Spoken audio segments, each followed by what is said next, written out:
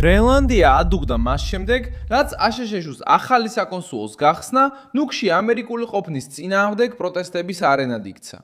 ზუსტად იმ დროს, როდესაც ტრამპის წარმომადგენელმა ჯეფ ლანდრიმ კუნძულზე წამოჭრა საკითხი, რომელსაც ევროპული ელიტა დამალვას ცდილობს, არქტიკა, ძალაუფლების, თავდაცვის, კრიტიკული მინერალების, სტრატეგიული მარშრუტებისა და გლობალური გავლენის ბრძოლის ველად იქცა. ამ პარასკევს 2026 წლის 22 მაისს მემარცხენეები სწრაფად ცდილობენ ტრამპზე შეტევას, მაგრამ ქუჩებში ხმაური უფრო ღრმა პრობლემაზე მიუთითებს. როდესაც ვაშინგტონმა კვლავ დიდი ყურადღება მიაქცია გრენლანდიას, დანია, ადგილობრივი პოლიტიკოსები და ანტიტრამპული ჯგუფები პანიკაში ჩავარდნენ. რადგან მიხვდნენ, რომ ეს გატინული კუნძული, რომელიც ადრე დავიწყებულ ტერიტორიად ითვლებოდა, ახლა ერთ-ერთ ყველაზე ძვირფას ფიგურად იქცა გეოპოლიტიკურ თამაშში, რუსეთისა და ჩინეთის წინააღმდეგ. თუ ეს უბრალოდ დიპლომატიური ვიზიტი იყო, რატომ ჩავარდა ამდენი ადამიანი პანიკაში, როცა ტრამპმა გრენლანდია რუკის ცენტრში მოაქცია?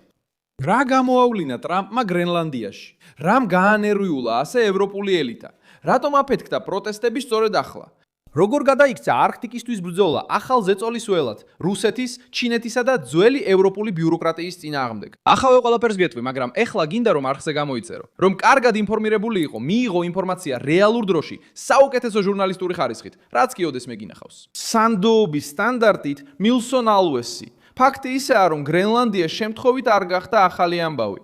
ტრამპის სპეციალური წარმომადგენელი ჯეფ ლანდრი, ლუიზიანას გუბერნატორი ნუქში ჩავიდა Future Greenland-ის ღონისძიების ფარგლებში. ეს არის კონფერენცია ბიზნესზე, ინვესტიციებსა და კუნძულის ეკონომიკურ მომავალზე.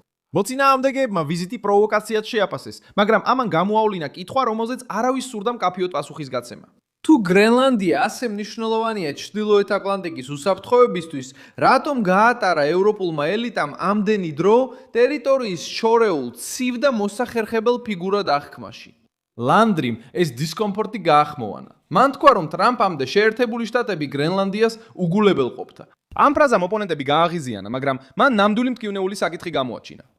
კუნძულზე მდებარეობს სტრატეგიული სამხედრო პოზიცია. ის არქტიკის ახალი მარშრუტების გულშია და აქვს რესურსები, რომლებიც პირდაპირ აინტერესებს თავდაცვის, ტექნოლოგიებისა და ენერგეტიკის ინდუსტრიას.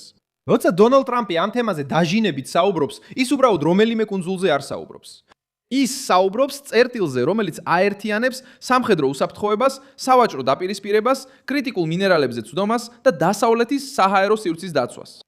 ადგილობრივი რეაქცია გაძლიერდა, რადგან ამერიკული ყოფნა სიტყვებიდან გადავიდა და დედაქალაქში ფიზიკურ სიმბოლოდ იქცა.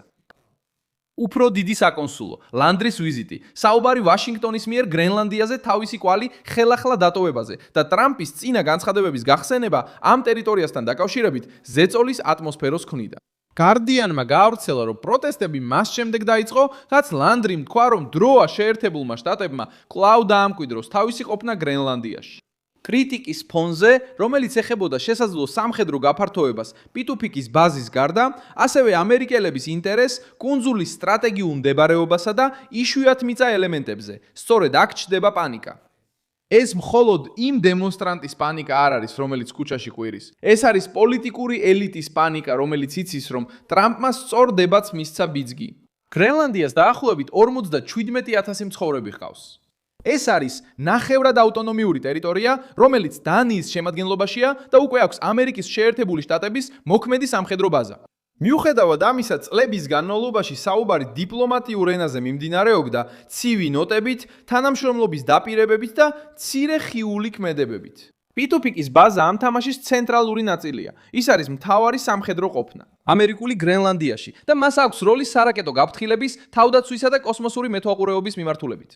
Associated Press-მა პიტუფიკი აღწერა როგორც შეერთებული შტატების თავდაცვის დეპარტამენტის ყველაზე ჩრდილოეთში მდებარე ობიექტი, რომელიც შეიქმნა 1951 წლის თავდაცვის შეთანხმების ფარგლებში ვაშინგტონსა და კოპენჰაგენს შორის. ნიშნულოვანი როლი აქვს შეერთებული შტატებისა და ნატოსთვის. ეს ხსნის, რატომ აშინებს ეს დებატი ამდენ ადამიანს. გრენლანდია მხოლოდ დროშის საკითხი არ არის. ეს არის არქტიკის სადამკვირვებლო პლატფორმა, მოწინავე ბარიერი ჩრდილოეთ ატლანტიკაში და რეგიონი, რომელიც უფრო და უფრო მნიშვნელოვანი ხდება, რადგან ყინული იხევს უკან, საზღვაო მარშრუტები ფასობს და მეტოქე სახელმწიფოები ცდილობენ რესურსებზე წვდომას.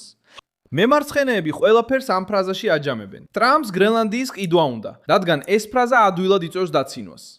მაგრამ ამ ფრაზის უკან ბევრად უფრო დიდი საკითხი დგას. ვინ იქნება არქტიკის ბატონ პატრონი მომდევნო 10 წლეულებში? მინერალური რესურსების საკითხი ამ არგუმენტს კიდევ უფრო ამყარებს. Reuters-ის ინფორმაციით, გრენლანდია მდიდარია მინერალებით, ნავთობითა და ბუნებრივი აირით.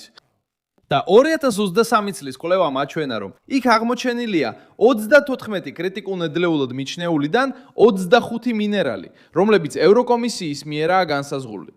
სხვა რეპორტაჟში სააგენტომ აღნიშნა, რომ დონალდ ტრამპი გრენლანდიას სტრატეგიულ აქტივად მიიჩნევს მისი მდებარეობისა და ყინულის ქვეშ არსებული სიმდიდრის გამო, მათ შორის ოქროსა და იშვიათ მიწა ელემენტების გამო, რომლებიც ტექნოლოგიურ პროდუქტებში გამოიყენება. ეს ინფორმაცია ცვლის პროტესტების მნიშვნელობას.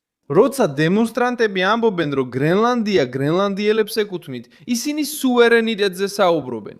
მაგრამ როცა მთავრობები და ინვესტორები კუნძულს უყურებენ, ისინი ხედავენ ენერგიას, თავდაცვას, ტექნოლოგიას, მინერალებს და საზღვაო მარშრუტს. და როცა დონალდ ტრამპი ამ საუბრის ცენტრში ამერიკის შეერთებულ შტატებს აყენებს, ის დანიას, გრენლანდიას და ნატოს მოკავშირეებს კომფორტის ზონიდან გამოსვლას აიძულებს. ის, რაც ადრე შორეულ საკითხად ითვლებოდა, ეხლა გადაუდებელ პრობლემად იქცა. ამ გათვლაში ჩინეთიც მონაწილეობს. თუნდაც ბევრს ურჩევნოდეს თავი მოაჩვენოს, თითქოს ის ოთახში არ არის. საინფორმაციო სააგენტო Reuters-ი უკვე მიუთითებდა, რომ ჩინური კომპანიები არქტიკის მინერალებში წილის მოპოვებას ცდილობენ, მათ შორის გრენლანდიაში იშვიათ მიწა ელემენტების, ასევე რკინის მადნისა და ნიკელის სხვა ჩრდილოეთ რეგიონებში.